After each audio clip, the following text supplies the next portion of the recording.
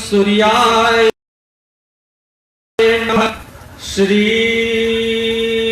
रामचंद्राय नमः। श्री सीतापतये नमः। स्वस्ति श्री गणेशाय नमः। श्री सरस्वती नमः। ओम हनुमते नमः। ध्येयं सदा परिभवघन भीष्ट दोहम् तीर्थास्पदं शिव विरञ्चिनुतं शरण्यम् भीर्त्यार्तिहं प्रणतपाल भवाब्धिपोतम् वन्दे महापुरुषते चरणारविंदम। बोलिए श्री रामचंद्र भगवान की, बोलिए उमापति महादेव की। आइए दो बार मन और वाणी पवित्र करने के लिए हरि नाम, उसके बाद जैसी प्रभु की इच्छा। श्री राम जय राम जय जय राम। श्री राम श्री राम जय जय राम। श्री राम जय जय राम।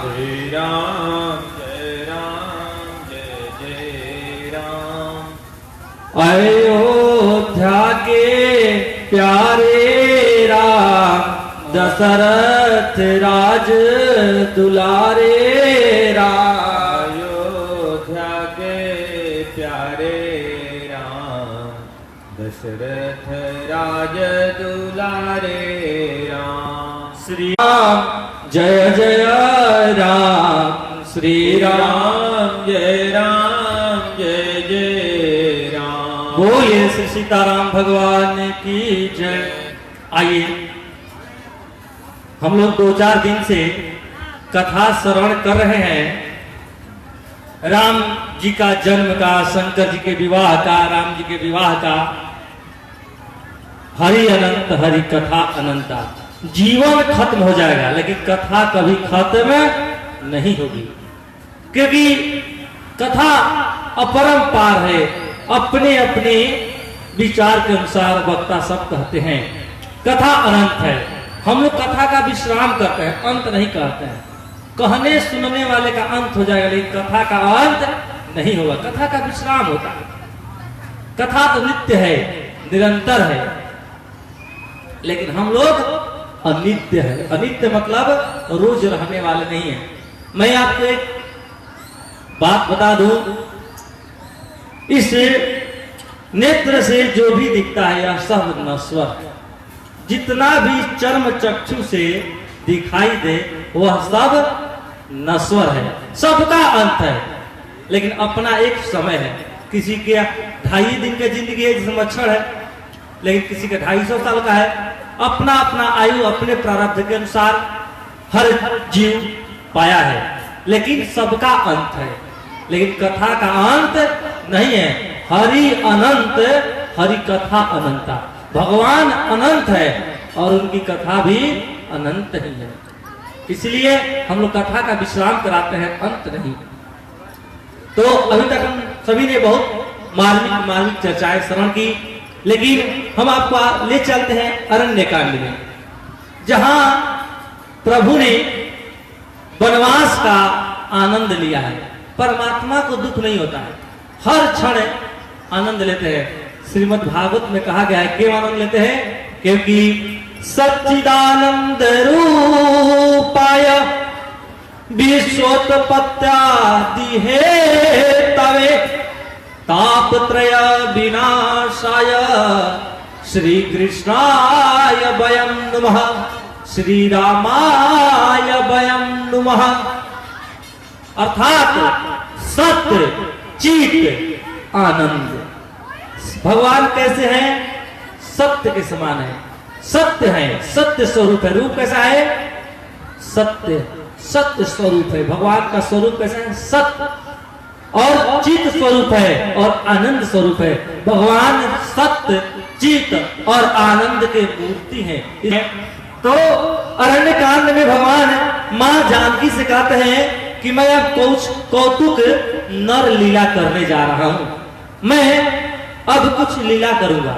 अभी तक जो हुआ यह राम का चरित्र हुआ, लेकिन मैं अब नर लीला करूंगा, मानव का लीला करूंगा। एक मानव कैसे दुख सहता है, कैसे संघर्ष करता है, कैसे अपनी मुसीबतों को झेलता है, कैसे अपनी समस्याओं का निदान करता है, अब मैं बताने जा रहा हूं।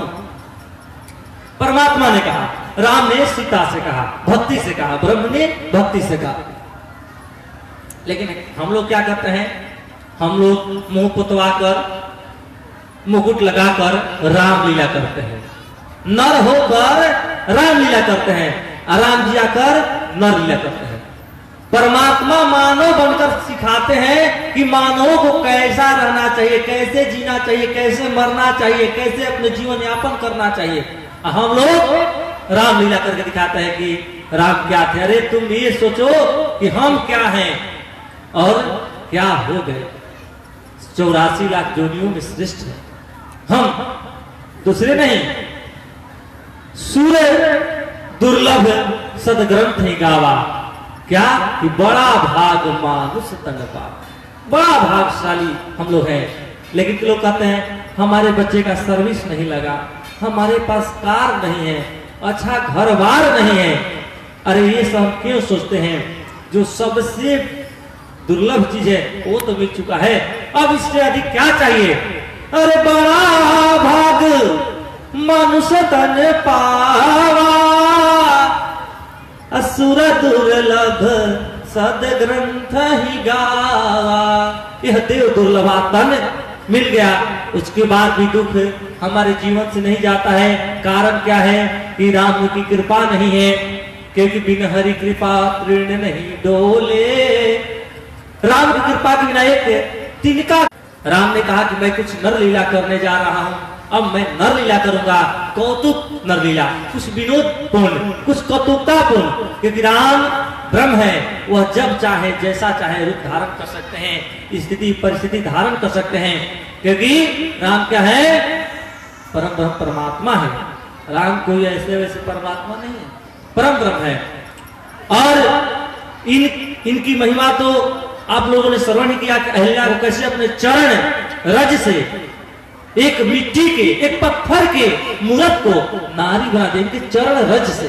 धन है परमात्मा, इनके चरण रज से एक पत्थर की मूर्ति नारी बन गई।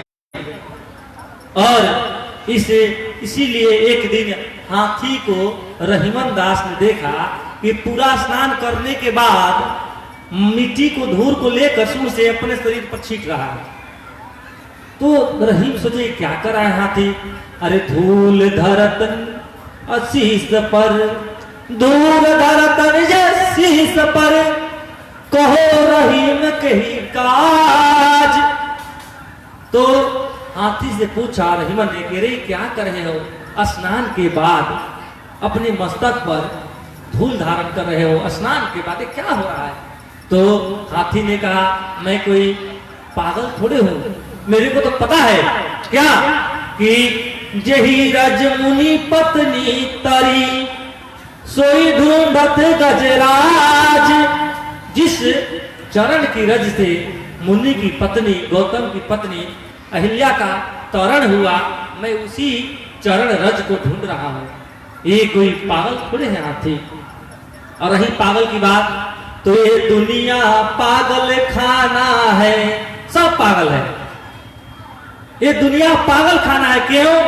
मर मर के पढ़ते हैं, रगड़ते हैं जीवन को, और उसके बाद डीएम बन गए, एसपी बन गए, और परिवार के लिए, और परिवार में आए कोई वेच नहीं, कोई वैल्यू नहीं। मर मर के कैसे परिवार चला रहे, कोई कुछ समझने वाला नहीं है। और जिस दिन हमारे कुछ आकस्मिक घटनाएं घटती है तो 10-20 दिन तो परिवार सेवा करता है, लेकिन 1-2 महीना के बाद कहता है कि भगवान इनको क्यों नहीं, कोई अपना नहीं है, परम ब्रह्म परमात्मा ही अपना है। जिस से एक एक कण से जुटा करके एक एक क्षण के कीमतों से जुटा करके मकान बनाते हैं, और उसी मकान में जब प्रारंभ होता है तो लोग कहते हैं इस लाश को जल्दी घर से निकालो। कोई समझने वाला नहीं है। आप कितना 40 वर्ष के परिश्रम से रिटायर के बाद मकान बनाए, ये कोई समझने वाला नहीं है। मरते ही नाम फल और घर से निकालो, गेट आउट फ्रॉम हियर। इसको यहाँ मत रखो, यह वेस्ट मटेरियल है, और टाइम वेस्ट मत करो। जब तक जिंदा थे, समय के अनुसार परिवार को ढो रहे थे, तब तक आप बेस्ट थे, लेकिन जब प्राणांत हो गया तो वेस्ट हो गए। तो ये दुनिया पागल खाना है, परिवार के लिए पागल है, लेकिन वो समझेगा नहीं। फिर ऐसे ही नृत्य चलते रहता है। कोई रूप पर मरता है, कोई पागल है धन दौलत का, कोई पागल है घर नारी का। अरे सबसे बड़ा वह पागल है जो पागल अवध बिहारी का, जो पागल बाके बिहारी का। और अरे दुनिया पागल खाना है, कोई पागल है चतुराई का। ज्ञान का भी अहंकार होता है, पागल है चतुरता का। अरे हम मेरे सामने कौन बात करेगा, मैंने PhD किया है, मैं लेक्चरर हूं, मैंने नेट निकाला है, मैंने B.Ed किया है, टेट किया है, अनेक नाना प्रकार की डिग्रियां, डिप्लोमा IAS है, IPS है, IRS है, अनेक डिग्रियां हैं। मैं ये हूं वो हूं, ये पागलपन ही है ना। अरे हूं सबसे पहले मानव। तो ये दुनिया पागल खाना है, कोई पागल है चतुराई का, कोई पागल है धन के पीछे, कोई पागल है प्रभुताई का। मैं ही श्रेष्ठ हूं, मैं ही सामाजिक हूं, मुझ में ही प्रभुताधिक है। कोई पागल है धन के पीछे, कोई पागल है प्रभुताई का। लेकिन सबसे बड़ा वह पागल है जो पागल है रघुराई का, जो पागल है रघुराई का। पागल बनना है तो परमात्मा के लिए बनो, क्योंकि हर समय परमात्मा ही साथ देने वाला है। और जब कष्ट आता है, हमारे जीवन में मुसीबतें आती है, तब हमें बेटा पुत्र पतोहू माता पिता कोई याद नहीं आता। हे राम निकलता है मुझसे, ये दूसरा शब्द नहीं निकलता है। परमात्मा तुम ही मेरे दुख को दूर करोगे, दूसरा कोई नहीं, सब हंसेंगे। अगर अपयश लग जाए जीवन में तो क्या संसार के करोड़पति भी दूर कर सकते हैं आपका अपयश। जीवन में कोई अपयश आ जाए, लेकिन परमात्मा पल में दूर कर देता है। तो परमात्मा अतुलनीय है, अवर्णनीय है, और उसका संबंध कभी खत्म नहीं होता है। एक छोटी सी कथा है। एक व्यक्ति था, वह जब सोता था रात्रि में, एक दिन सोया, बहुत धनवान था, बहुत बुद्धिमान था, बहुत यशस्वी था। सोया था, देखा कि वह रेत में चल रहा है, गर्म रेत है, उस पर चल रहा है। और चल रहा है तो दिख रहा है सपने में कि चल रहा है वह अकेले, लेकिन दिख रहा है 4 चरण चिन्ह। एक व्यक्ति चलेंगे 2 ही चरण पादुका दिखेगी ना, लेकिन जहां जहां चरण दिख रहा है 4 दिख रहे हैं। यहाँ 4, फिर अगले कदम पर 4, जहां चल रहा है 4। सपने में जब उसकी नींद खुली तो आकर अपने जो घर में मंदिर बनाया था, हाथ जोड़ करके परमात्मा से कहा, हे परमात्मा, मैं थोड़ा संशय में फंस गया, यह 4 चरण चिन्ह कैसे हैं? ये मैं तो 2 पैर वाला हूं, 4 पैर वाला हूं नहीं। मैं तो कोई सपने में क्या भूत प्रेत हो जा रहा हूं कि 2 से 4 पैर हो जा रहे हैं? मैं ऐसा क्यों देख पा रहा हूं? परमात्मा ने कहा, अरे भक्त, जब तुम रेत पर चलते हो, जब तुम मुझे इतना भजते हो, तो मैं भी तुम्हारा साथ छोड़ता वड़ता नहीं हूं। जब जब तुम चलते हो, मैं भी तुम्हारे पीछे पीछे चलता हूं। जहां भक्त मेरे पांव रखे, जहां भक्त मेरे पांव रखे, वहां रखूं मैं हाथ। अरे आगे आगे भक्त चले, छोड़ू कभी ना साथ, अरे छोड़ू कभी ना साथ। तो तुम जब जब चलते हो तो मैं तो वहां हाथ रखता हूं, लेकिन कभी कभी पैर से भी चलता हूं, इसमें तुम्हारे पीछे पीछे चलता हूं। 2 चरण चिन्ह तुम्हारे हैं और 2 चरण चिन्ह मेरे हैं। तो वह बहुत बहुत खुश हुआ और नित्य ऐसी लीलाएं देखता था, रोज देखता था। लेकिन एक दिन अचानक क्या हुआ, एक दिन वह अचानक जब मुसीबत आया, घर बिखर गया, गरीबी आ गई, बहुत दुख में हुआ, तो वह देख रहा है, क्या देख रहा है, वह देख रहा है कि अब स्वप्न में दो ही चरण चिन्ह दिख रहे हैं। रेत पर जब मुसीबत आ गई, स्वप्न में देखा कि दो ही चरण पादुका दिख रही है। अचानक उसका नींद खुला और उसी रात्रि में अपने जो मंदिर बनाया था जाकर के ध्यान धरा प्रभु का, पूछा हे परमात्मा, पहले चार थे, जब खुशियां थी, नाना प्रकार के सुख सुविधाएं थे, आज मुसीबत आ गई, परिस्थिति प्रतिकूल हो गए, तो मात्र दो चरण चिन्ह आज प्रभु आपने भी साथ छोड़ दिया। लेकिन उन्होंने कहा कि नहीं, मैंने तेरा साथ नहीं छोड़ा है, तुम्हारा नजरिया बदल गया है, मैंने साथ नहीं छोड़ा है। ये जो दो चरण चिन्ह तुम्हें दिख रहे हैं, ये तुम्हारे नहीं है, ये दोनों चरण चिन्ह मेरे हैं, मेरे। मैंने तुम्हें गोद में का कष्टों का सामना कर सको, हमारे अंदर नहीं है। मनुष्य हंसता तो है, बोल देता है कि मैं बहुत साहसी हूँ, बहुत शक्तिशाली हूँ, बहुत बलवान हूँ, बहुत गुणवान हूँ, लेकिन मानो अंदर से बहुत कमजोर होता है। व्यक्ति वास्तव में हृदय का कमजोर होता है, ये यूनिवर्सल ट्रूथ है। लेकिन बाहर अपने विवेक और बुद्धि के बल पर कहता है कि मैं बहुत बलवान हूं, मैं साहसी हूं, लेकिन वास्तविकता कुछ और आती है, व्यक्ति बहुत कमजोर होता है अंदर से। तो उन्होंने कहा कि तुम अकेले नहीं, मैं तुम्हारे साथ हूं और चरण चिन्ह तुम्हारे नहीं, मेरे हैं। तो राम ने कहा कि मैं अब कौतुक नरलीला करूंगा, और परमात्मा नरलीला के अंदर भटकने वाले नहीं है। तो सीता माता को अग्नि में प्रवेश करा दिए। क्यों?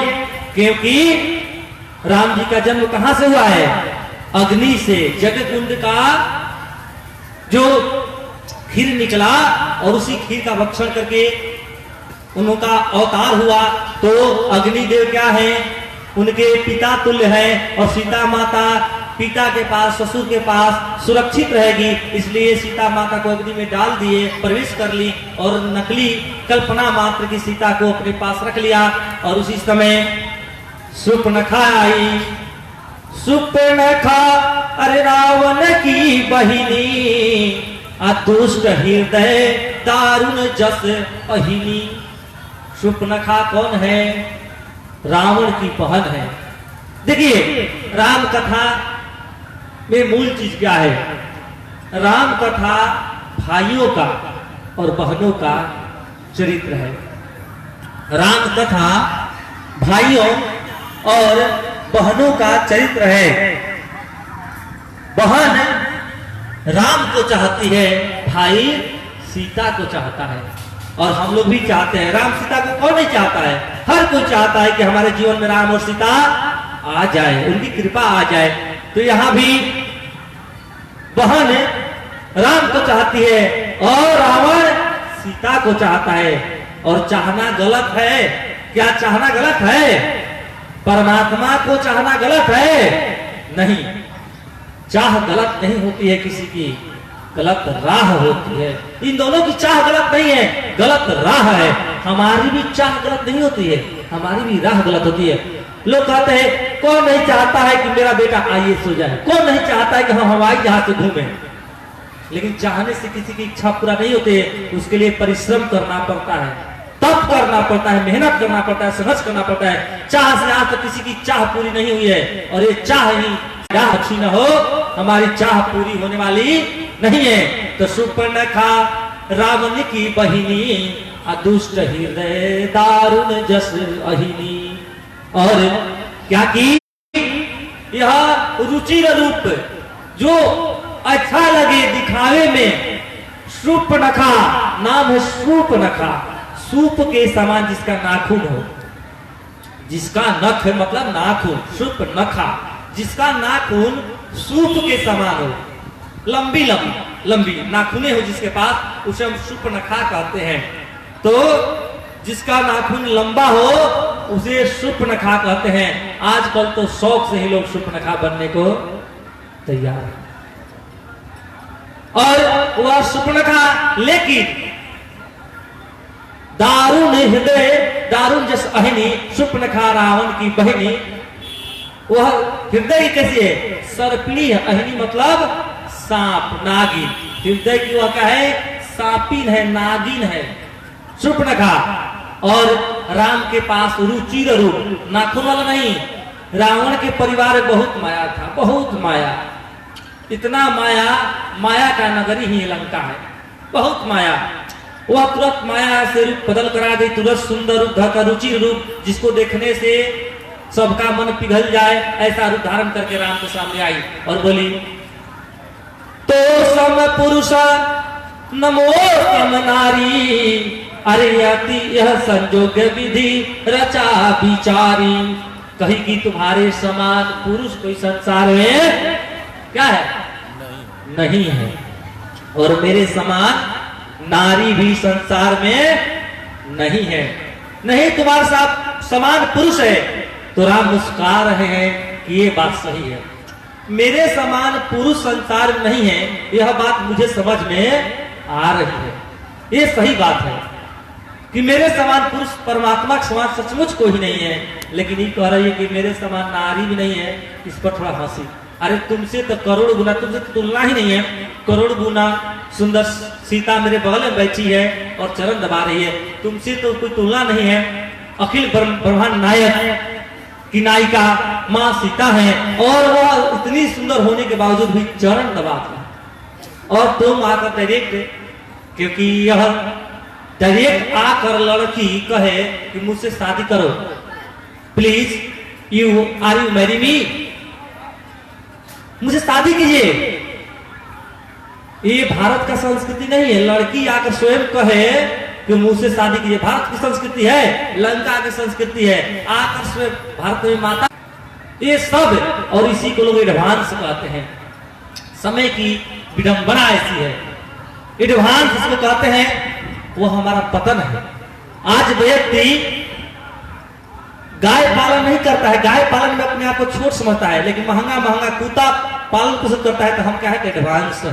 दूध अच्छा नहीं लगता है, और दूध का आप देखिए विडंबना, घर घर जाकर दूध वाला बेचता है, ग्वाला लोग दूध दूध, कोई लेता है कोई नहीं लेता है, भीड़ नहीं है, और महंगा नहीं है, 30-35 रुपए के जी। लेकिन वहीं बिहार बंद होने के बावजूद भी, बिहार बंद होने के बावजूद भी उसके पास जाना पड़ता, घर में नहीं जाता है, वहां भीड़ लगा रहता है, लोग जुटते हैं, और महंगा कितना है राम ही जानते हैं। ये विडंबना है, ये ऐसी विडंबना है। गाय अच्छी नहीं लगती है, डॉग अच्छे लगते हैं, दूध अच्छा नहीं लगता है, मैगी मैंचूरियन, ये लोग भाई लोग क्रोधित भी हो जाएंगे, रहने दीजिए दुकान लगाए। कहने का अर्थ है वास्तविकता को छोड़कर, मूल को छोड़कर, जड़ को छोड़कर हम पुलुंगी डाल पकड़ के लटके हैं और सोच रहे हैं खूब सुरक्षित रहें, खूब खुश रहें। ऐसा कभी खुश हो सकते हैं? जड़ को त्याग कर, मूल को छोड़कर और जड़ पकड़ ले। कोई वृक्ष है, कोई वृक्ष शीशों का, नीम का कोई वृक्ष, और उसके केवल पत्ते पर जल छिड़किए, खूब जल को सींचिए, जड़ में पानी में डालिए, कितना दिन हरा रहेगा? अंत में सूखना ही है। मूल को जब जब व्यक्ति छोड़ेगा उसका तूल बढ़ जाएगा। तूल मतलब समझ रहे हैं ना? तूल और सुल मन दर्द भी, जीवन का दर्द बढ़ेगा। तो यह पश्चात सभ्यता, भारतीय संस्कृति नहीं, श्रीलंका की संस्कृति आकर राम से कहती है कि तो सम पुरुष नमो सम नारी, यह संजोग विधि रचा विचारी, अताते अबले रही कुंवारी। और इसीलिए मैं अभी तक कुंवारी हूं, अब राम को देकर। ऐसा बात एक तो कहती है कि मुझसे शादी कर लो, दूसरी कहती है कि तुम्हारे समान सुंदर रही, ये थोड़ा ठीक है, लेकिन तीसरी कहती है कि मुझसे भी कोई सुंदर नारी नहीं है। चौथी बात कहती है कि मुझसे भी, मैं अभी तक कुंवारी हूं आपके लिए। तब राम जी थोड़ा मुस्कुराते हैं और कहते हैं, अहि कुमार अरे मोरा लघु भ्राता, तुम उन्हीं के पास जाओ। अहि कुमार, अहि मतलब सांप, सांप शीर्षावतार कौन है? लक्ष्मण। जैसे अहिनी है ना, सुपर्णखा रावण की बहिनी, और इसका हृदय कैसा है, अहिनी जैसा, सर्पिणी जैसा। ये कह रही है कि मैं, गोस्वामी जी कहते हैं सर्पिणी है। तो राम जी मुस्कुरा कहते हैं कि जब सर्पिणी तुम हो तो सर्प कुमार मेरे भाई हैं। जब सांप का ना सांप से विवाह होगा जी, नागिन का नाग से, सर्पिणी का सांप से नहीं। तो कह रहे हैं कि जब तुम सर्पिणी हो तो सांप के पास जाओ, मेरे पास क्या कर रही हो? तो सांप के पास जाओ। अभी 8 होता 8 तो तुम सांप के पास जाओ और सर्पिणी, और वो सर्पिणी क्या करती है, लक्ष्मण के पास जाती है। क्योंकि राम ने संकेत किया है। तो कही थी कि तो सौ पुरुष नमो समनारी यह संयोग विधि रचा विचारी। गोस्वामी जी ने, एक विद्वान ने कहा कि इसका अर्थ इसलिए कहा कि आपका, हे प्रभु राम जी, आपका जन्म हुआ है रावण को मारने के लिए, और ऐसा कोई पुरुष संसार में आपको छोड़कर नहीं है जो रावण को मार सके, और ऐसी कोई स्त्री नहीं है जो कि रावण को मरवा सके। मैं माध्यम बनूंगी तभी रावण मरेगा, ना तो कैसे लंका में एंट्री मारिएगा, जबरदस्ती नहीं ना मारिएगा जी जाकर के। तो उसका कहने का अर्थ, एक विद्वान ने कहा कि यह भी है कि ऐसा कोई पुरुष नहीं है जो कि रावण को मार सके, और ऐसी कोई नारी नहीं है जो कि रावण को मरवा सके। इसलिए तो सम पुरुष नमो सम नारी यह संयोग विधि रचा विचारी। तो रावण ने क्या किया, बहन को नहीं भेजा है, लेकिन रावण का माया का ही रूप वह शूर्पणखा आई। यह माया बहुत खतरनाक है, और यह माया के बंधन में बंध कर हम लोग अनेक रुपए पैसे धन दौलत इकट्ठा कर लेते हैं, लेकिन अंत समय में कुछ काम नहीं आएगा। क्योंकि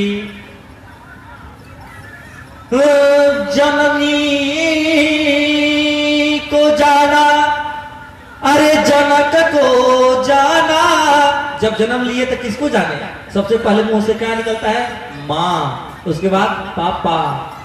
तो जननी को जाना, जनक को जाना, और उससे बड़े हुए तो मित्र को जाना, बंधु को जाना, और उससे बड़े हो तो अरे धर्म को, धन को जाना, अर्थ को जाना, उससे बड़े हुए तो लड़ाना जाना। लेकिन सब कुछ जाना, लेकिन यह नहीं जाना, क्योंकि जहां अंत समय है सबको जाना। ये जानना जरूरी है ना। तो माया के जाल में फंस कर, ये माया, लेकिन परमात्मा माया फंसेंगे नहीं सुपनेखा के रूप बदलने से। और सुपनेखा का रूप सब पर हावी हो सकता है, क्योंकि हमारा मन जब तक पवित्र नहीं होगा तो पवित्र करने के लिए क्या होगा, भजन। क्योंकि भजन में क्या है, अमृत का रस है। भजन अमृत का रस है। और भजन की माला कब जाएगी, जब हमारे अंदर, जब भगवान से प्रार्थना करेंगे। तो आइए भगवान से प्रार्थना करें, क्योंकि बाचा जी महाराज मंच पर विराजमान है और इनका भी समय अभाव है, मेरे बाद इनकी ही कथा होगी। तो आइए दो बार भगवान का नाम, उसके बाद बाचा जी महाराज, आइए दो बार। अरे भजन कैसे मिलेगा, मांगने से मिलेगा, परमात्मा से भजन कृपा। अरे मुझे दे दो,